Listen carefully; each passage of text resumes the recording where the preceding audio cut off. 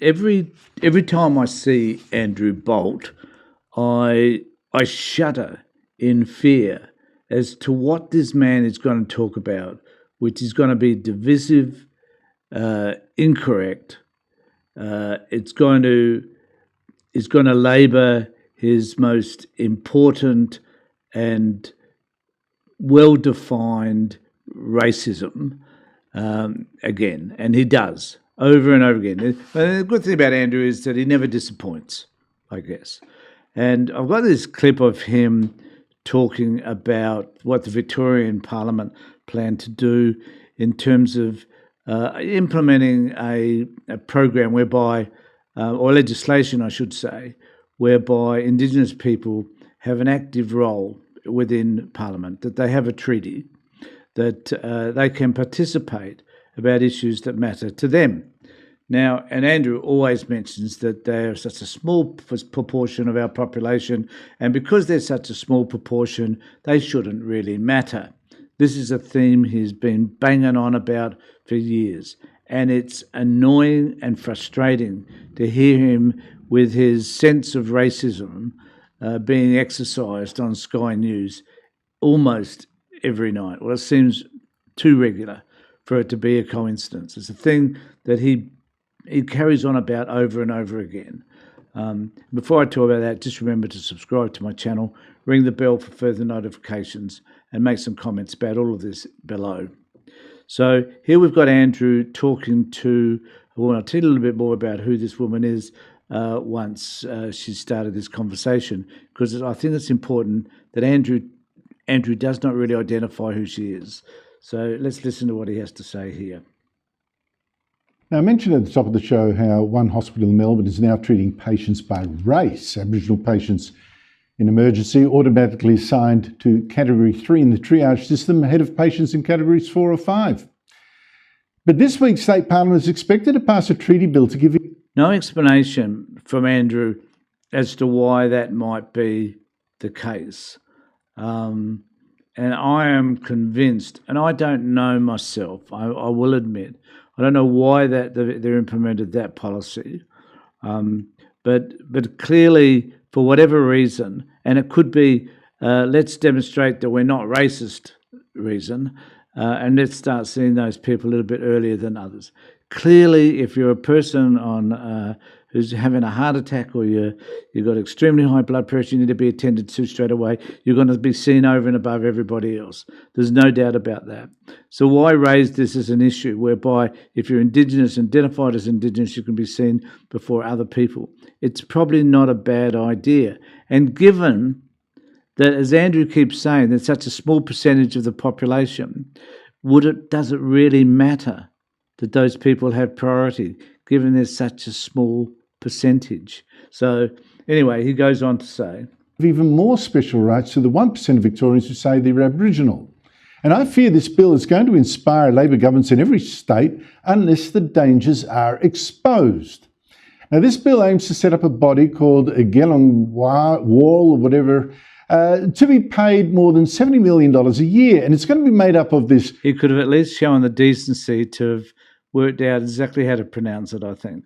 The First Peoples Assembly that already exists, a kind of Aboriginal advisory parliament, but with extra powers, plus a justice arm and a truth-telling arm that I guarantee is not going to be about pushing truth, but propaganda. Join me as Lana... So immediately he's into I'm trying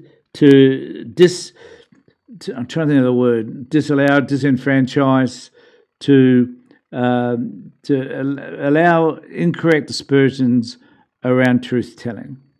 And truth-telling is just about Indigenous people talking about their culture and their history and how colonialisation has impacted them and is impacting them to this very day. This is what truth-telling is about. But of course, no way in the world someone like Andrew Bolt could ever agree to Aboriginal people talking about how people like Andrew Bolt have impacted them. She's a barrister and a member of the Victorian Bar Council, and she's checked what all this actually means, and she's got very worried. Lana Colares, thank you so much. Lana Kalaris, this is an interesting thing. He failed to mention that she's a Liberal candidate for the next election. I think this is, where's your friggin' journalism, you great clown, that you should have at least identified who this woman was. For your time, what is this bill really trying to do? Well, thank you, Andrew. What this bill is doing is it is seeking to create a new state within our state, an Indigenous... Again, she's not just a Vic barrister. She's a Liberal Party candidate, spouting Liberal Party talking points and demonstrating her version of racism. ...only government that exists separately from, but together with our state or within our state. It is essentially a co-governance structure. I think it's important to clarify a couple of needs or a couple of angles that Bolt's talking about, which really need to be sorted out. But before I do that, I wanted to identify the Institute of Public Affairs. So here we have the right wing. And what I found interesting about the stuff that they talked about was that they were quite disingenuous about everything that's to do with this treaty, because they've got here 5 things to know about the Victorian Treaty, and they start with number 1. Now, in my view, this is extremely racist. The statewide treaty would divide Victorians by race. Now, that is not true. That is so disingenuous and really fails to understand what this is all about. So when the Victorian government talk about this treaty, as they have done on this page here, we get a completely different view from the Andrew Bolt version. So Victorian is poised to become the first Australian jurisdiction to legislate a treaty with First Peoples, following the introduction of the statewide treaty. And there's a real history involved in all of this. This isn't like this has happened overnight. The Parliament Library has prepared a bill brief that provides the overview of the bill. The treaty process began in 2016 with the formation of an Aboriginal Treaty Working Group. Since Victoria has passed the Advanced the Treaty Process with Aboriginal Victorian Act 2018, held 2 elections for the First Peoples Assembly, and established the Treaty Authority and Uruk Justice Commission. Negotiations for the statewide treaty officially commenced in November 2024, culminating the bill's introduction on the 9th of September 2025.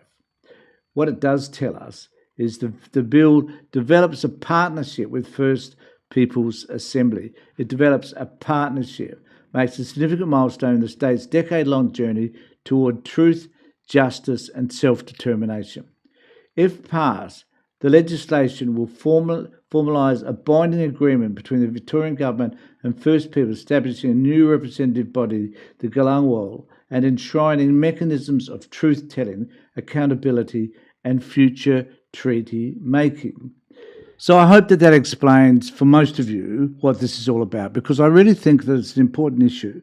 It's something that we all should be focused on. It's something that should resonate with all of us about how we can improve, how all of us can contribute, I guess, to improving the life of Indigenous people. Let me know what you think in the area below, the comment section below. I'll be most interested to hear from you. Take care, everybody.